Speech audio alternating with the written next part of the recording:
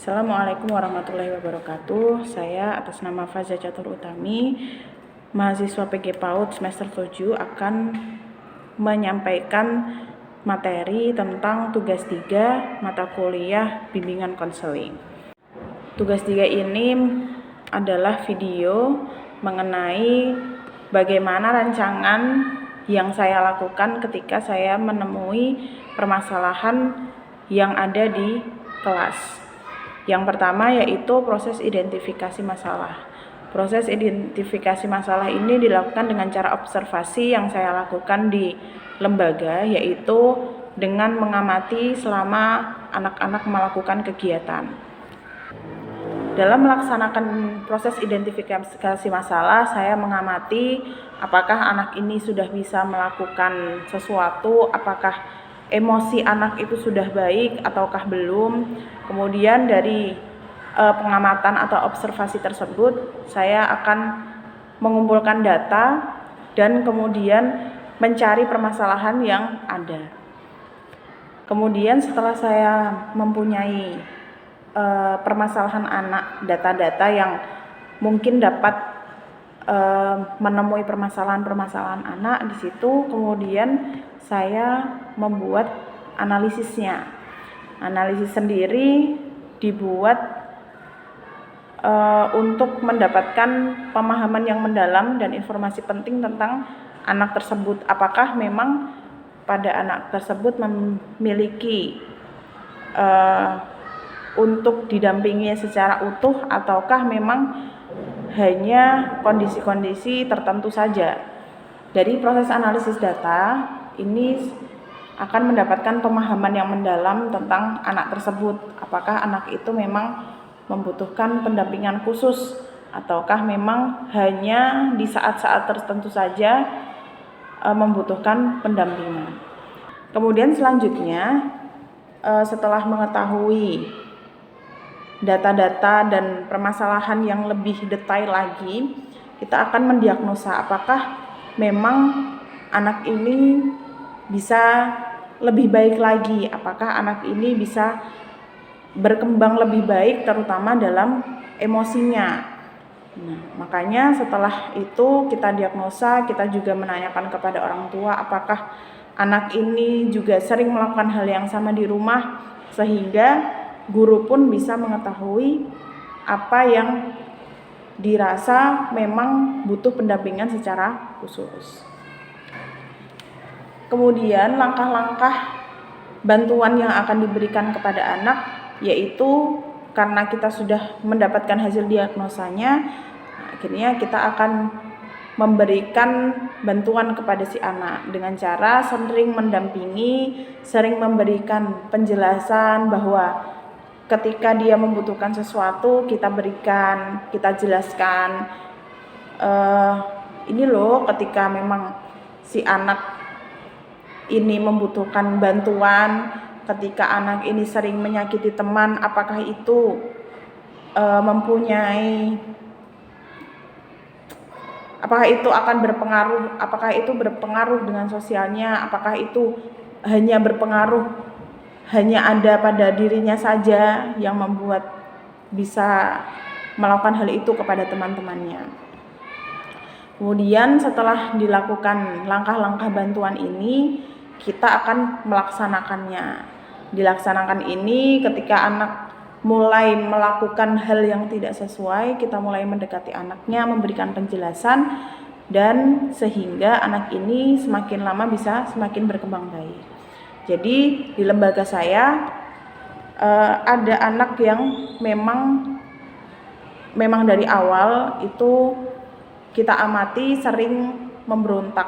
Nah, ketika memberontak ini anak sering menyakiti teman ataukah bahkan menyakiti bu guru atau dirinya sendiri.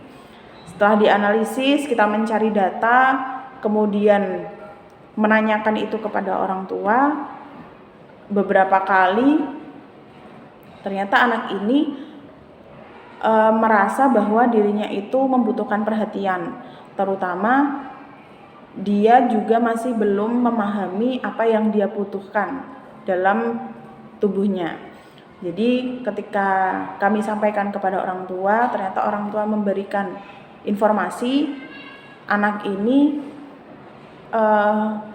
ketika memang haus, ketika memang lapar, ataupun ketika dia merasa mengantuk, dia akan memberontak dan dia akan menyakiti teman, sehingga kita merasa anak ini memang belum merasa apa yang dia butuhkan. Dia belum mengerti apa yang dia butuhkan sebenarnya. Akhirnya dari situ kita memberikan diagnosa bahwa memang anak ini memang butuh perhatian lebih, terutama dalam memberikan asupan dari tubuhnya. Sehingga ketika anak datang, kita selalu tanya kepada anak, dari hasil diagnosa tersebut, kita akhirnya memberikan langkah-langkah bantuan yang memang kita bahas dengan guru-guru yang lain, yaitu kita memberikan penjelasan kepada si anak. Kita menjelaskan bahwa ketika anak ini butuh minum ada di sini, ketika anak butuh makan, anak dibawakan bekal, dan ketika memang anak itu masih mengantuk pun kita berikan waktu agar memang anak ini bisa merasa rehat sebentar, istirahat sebentar di ruang yang sudah diberikan, yang sudah dijelaskan kepada anak bahwa ketika memang anak ini masih merasa mengantuk, anak boleh tidur sebentar di sini, nanti kalau sudah merasa segar, setelah dia bangun dia datang ke kelas. Itu dengan penjelasan-penjelasan yang memang kita berikan kepada si anak, sehingga anak bisa mengerti apa yang kita lakukan. Akhirnya setelah kita rapatkan itu, kita bahas permasalahan itu, ternyata kita menemukan langkah-langkah bantuan yang rencananya kita berikan kepada si anak. Akhirnya bantuan itu pun kita laksanakan, kita praktekkan kepada si anak bagaimana caranya untuk anak ini bisa merasakan, bisa mengerti apa yang dia butuhkan.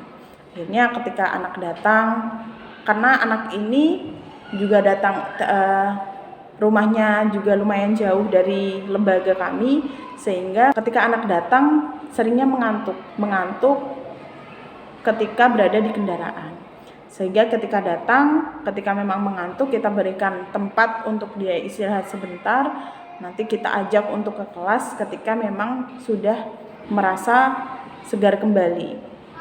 Nah, setelah itu kita juga berikan penjelasan kepada si anak bahwa ketika mau minum itu boleh ada tempatnya di sini. Ketika mau makan, anak juga kebetulan dibawakan bekal yang memang memenuhi untuk dia makan. Akhirnya ketika dia memang lapar, itu juga ada di sini, kita beritahu. Ketika kegiatan istirahat, kita selalu mengingatkan sebelum kegiatan main, sebelum anak ini main, kita ingatkan untuk minum dulu, untuk makan bekalnya dulu, dihabiskan dulu bekalnya, sehingga kebutuhan yang dia butuhkan itu terpenuhi. Ya, alhamdulillahnya itu semua terlaksana, bisa disampaikan kepada si anak, walaupun di awal ternyata anak masih belum sesuai, masih melakukan hal yang sama. Akhirnya kita sampaikan kembali kepada orang tua bahwa ternyata masih ada beberapa kali anak ini memberontak, menyakiti teman-temannya, menyakiti gurunya, menyakiti dirinya sendiri. Nah, akhirnya dari orang tua memberikan penjelasan juga kepada si anak di rumah, dan di sekolah juga kita lakukan itu terus menerus. Akhirnya suatu ketika kami menemukan bantuan yang mungkin bisa diterapkan, yaitu dengan selalu memberikan motivasi kepada si anak ketika anak itu datang, dengan memberi penjelasan, "Mas, hari ini kita sekolah dengan baik ya. Nanti kalau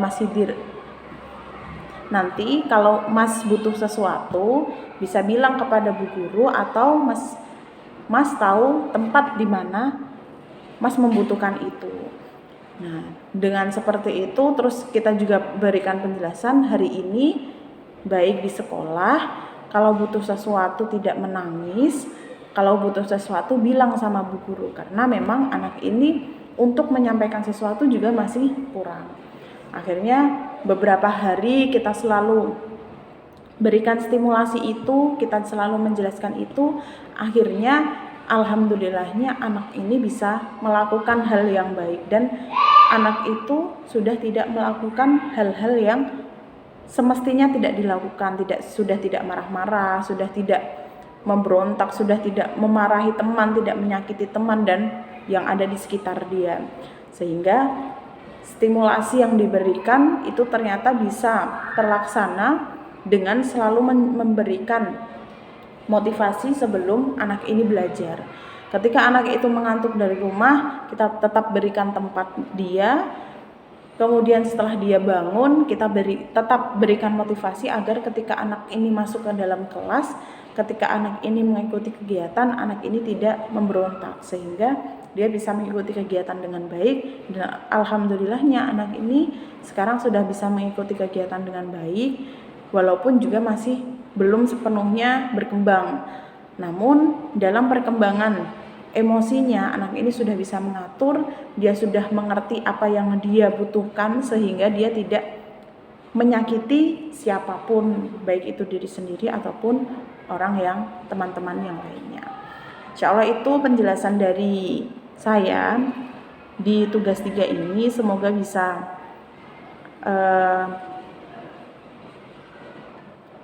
semoga tugas ini bisa menjadi tugas yang baik. Mohon maaf apabila ada kekurangan. Wassalamualaikum warahmatullahi wabarakatuh.